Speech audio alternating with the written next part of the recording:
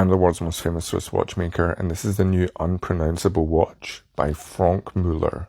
And you've got to say Franck Muller, you can't say Frank Muller, otherwise people will know you don't know anything about watches. And while the brand name is almost unpronounceable, the model name is completely unpronounceable. I'm going to put it up on screen now so you can try and work out for yourself. But is it Alquimiamc? Maybe? And okay, the name might be the worst name of all time. Alquimiamc, but I think this thing is fucking gorgeous. And while I wouldn't say I'm the world's biggest Franck Muller fan, their Crazy Hours complication, where the numerals are set in non-sequential order and the hand jumps from place to place, I think is one of the most amazing complications known to man. Now, while the Alquimiamc doesn't have the Crazy Hours complication, I still think it's a very special watch, but it's mainly down to how it looks. It's made of bronze, it's designed by a Mexican architect, and there's only 15 of them made. Well, actually, there might be 30 of them, because there's actually two different variants, but I'm not sure if it's 15 overall or 15 each. Probably 15 each. They've also got this very simplistic design with pretty much nothing on the dial other than a small skull with the Art of Time above it. I get a strong feeling that this is probably the design that the architect guy that they collaborated with wanted as the final edition of this watch. And Franck Muller probably said, listen, you've got to have one with numerals on it as well. And actually now I think I prefer the numerals one just because of the colour of the anodized finish on it and how it contrasts against the bronze. Don't know if you can also see, but on the side of the case there's a green anodized aluminium insert. I think it ties the whole watch together. And just look at the amount of depth you get on that dial. It's really quite spectacular, and it should be, because Franck Muller make all their own dials in-house. In fact, they don't just make the dials in-house, they make pretty much everything in-house.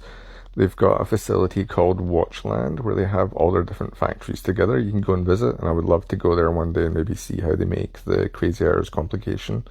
But they do everything themselves, and they also sell a lot of watch components and parts to other big name manufacturers. It's also only 9mm thick, which I think is amazing.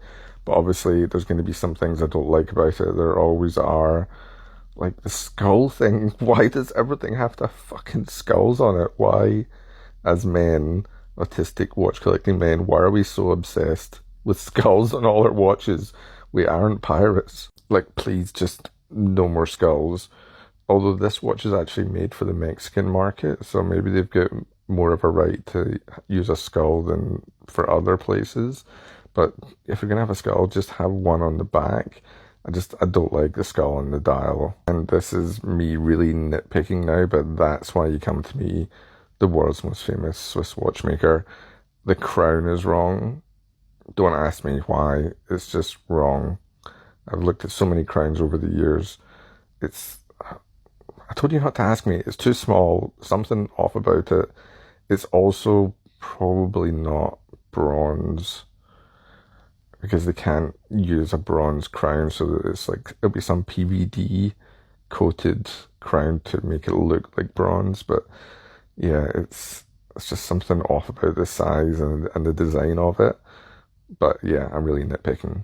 On the press release, it doesn't even say how much this watch is, and I don't really care. I'm so madly in love with it. If they did this as a Crazy Hours without the skull, I'd be all over it. It looks like pirate treasure. Actually, so maybe the skull is okay then. Alquimiamc?